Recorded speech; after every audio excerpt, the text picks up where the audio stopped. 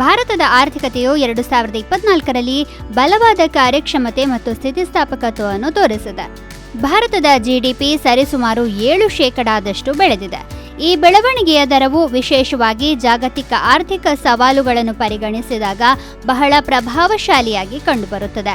ಭಾರತವು ಮುಂದಿನ 5 ವರ್ಷಗಳಲ್ಲಿ ವಿಶ್ವದ 3ನೇ ಅತಿದೊಡ್ಡ ಆರ್ಥಿಕತೆಯಾಗುವ ಹಾದಿಯಲ್ಲಿದೆ ಮತ್ತು 2025ರ ವೇಳೆಗೆ $5 ಟ್ರಿಲಿಯನ್ ಆರ್ಥಿಕತೆಯ ಗುರಿಯನ್ನು ಸಾಧಿಸಲಿದೆ. हमारा वादा है, हम फैसिलिटेट करेंगे. आप वादा करिए, आप इनोवेट करेंगे. हमारा वादा है, हम रिफॉर्म करेंगे. आप वादा करिए, आप परफॉर्म करेंगे. PLI ಯೋಜನೆಯ ಯಶಸ್ಸಿನ ನೆರವಿನಿಂದ ಮೇಕ್ ಇನ್ ಇಂಡಿಯಾ ಬ್ರ್ಯಾಂಡ್ ಉತ್ಪಾದನೆಯನ್ನು ಉತ್ತೇಜಿಸುವುದನ್ನು ಮುಂದುವರೆಸಿದೆ. ಭಾರತವು ವಿಶ್ವದ 2ನೇ ಅತಿದೊಡ್ಡ ಮೊಬೈಲ್ ತಯಾರಕನಾಗುತ್ತಿದೆ ಮತ್ತು ಆಮದುಗಳ ಮೇಲಿನ ಅವಲಂಬನೆಯನ್ನು ಗಮನಾರ್ಹವಾಗಿ ಕಡಿಮೆ ಮಾಡುತ್ತಿದೆ. ಭಾರತದ ಸರಕು ರಫ್ತುಗಳು ಏಪ್ರಿಲ್ ಮತ್ತು ಅಕ್ಟೋಬರ್ ನಡುವೆ $468 ಶತಕೋಟಿ ಅನ್ನು ತಲುಪಿದವು.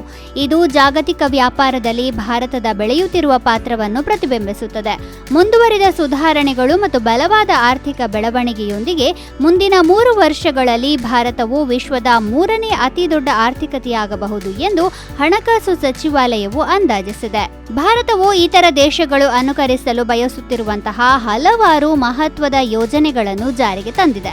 ಪ್ರೊಡಕ್ಷನ್ ಲಿಂಕ್ಡ್ ಇನ್ಸೆಂಟಿವ್ ಯೋಜನೆಯು ಎಲೆಕ್ಟ್ರಾನಿಕ್ಸ್, ಫಾರ್ಮಾಸ್ಯೂಟಿಕಲ್ಸ್ ಮತ್ತು ಆಟೋಮೊಬೈಲ್ಗಳಂತಹ ಕ್ಷೇತ್ರಗಳಲ್ಲಿ ಗಮನಾರ್ಹ ಹೂಡಿಕೆಗಳನ್ನು ಆಕರ್ಷಿಸಿದೆ. ಮೇಕ್ ಇನ್ ಇಂಡಿಯಾ ಉಪಕ್ರಮವು ಹೆಚ್ಚಿದ ವಿದೇಶಿ ನೇರ ಹೂಡಿಕೆಯನ್ನು ತರುವುದನ್ನು ಮುಂದುವರೆಸಿದೆ. 2024-25ರ ಆರ್ಥಿಕ ವರ್ಷದಲ್ಲಿ ಭಾರತದ ಬಂಡವಾಳ ವೆಚ್ಚವನ್ನು 11.1%ದಿಂದ $11,11,111 ಕೋಟಿ ರೂಪಾಯಿಗೆ, ಅಂದರೆ ಅಂದಾಜು $133 ಬಿಲಿಯನ್ ಹೆಚ್ಚಿಸಲಾಗಿದೆ. ಈ ಉತ್ತೇಜನವು 40,000 ಸಾಮಾನ್ಯ ರೈಲು ಬೋಗಿಗಳನ್ನು ವಂದೇ ಭಾರತ್ ಮಾನದಂಡಗಳಿಗೆ ಪರಿವರ್ತಿಸುವುದು ಸೇರಿದಂತೆ ಮೂಲಸೌಕರ್ಯ ಅಭಿವೃದ್ಧಿಯನ್ನು ಹೆಚ್ಚಿಸುವ ಗುರಿಯನ್ನು ಹೊಂದಿದೆ. ಪ್ರಧಾನಮಂತ್ರಿ ಗತಿಶಕ್ತಿ ಯೋಜನೆಯ ಮೂಲಕ ಯೋಜನೆಗಳ ಅನುಷ್ಠಾನವು 16 ಸಚಿವಾಲಯಗಳನ್ನು ಒಳಗೊಂಡಿದೆ ಮತ್ತು ಭಾರತಮಾಲಾ, ಸಾಗರಮಾಲಾ, ಉಡಾನ್ ಮತ್ತು ವಿವಿಧ ಕೈಗಾರಿಕಾ ಕಾರಿಡಾರ್ಗಳಂತಹ ರಾಷ್ಟ್ರೀಯ ಯೋಜನೆಗಳನ್ನು ಸಂಯೋಜಿಸುತ್ತದೆ. ರಸ್ತೆ ಮಾರ್ಗಗಳು, ರೈಲ್ವೆಗಳು, ಬಂದರುಗಳು, ಜಲಮಾರ್ಗಗಳು ಮತ್ತು ವಿಮಾನ ನಿಲ್ದಾಣಗಳಿಗೆ ಏಕೀಕೃತ ಚೌಕಟ್ಟನ್ನು ರಚಿಸಲಾಗುತ್ತಿದೆ. ಈ ಸಂಘಟಿತ ವಿಧಾನವು ಮುಂದಿನ 5 ವರ್ಷಗಳಲ್ಲಿ $1.45 ಟ್ರಿಲಿಯನ್ ಸಂಚಿತ ಖರ್ಚಿಗೆ ಕಾರಣವಾಗುತ್ತದೆ ಎಂದು ನಿರೀಕ್ಷಿಸಲಾಗಿದೆ. ಗತಿಶಕ್ತಿ ರಾಷ್ಟ್ರೀಯ ಮಾಸ್ಟರ್ ಪ್ಲಾನ್ ಈಗಾಗಲೇ ಗಮನಾರ್ಹ ಪ್ರಗತಿಯನ್ನು ತೋರಿಸಿದೆ. ಮೂಲಸೌಕರ್ಯ ಹೂಡಿಕೆಯು 2029ರ ಆರ್ಥಿಕ ವರ್ಷದ ವೇಳೆಗೆ ಜಿಡಿಪಿಯ 6.5% ತಲುಪುವ ನಿರೀಕ್ಷೆ ಇದೆ.